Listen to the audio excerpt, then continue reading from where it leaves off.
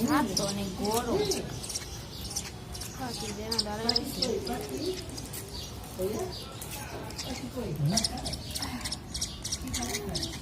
রান্না করা শেষ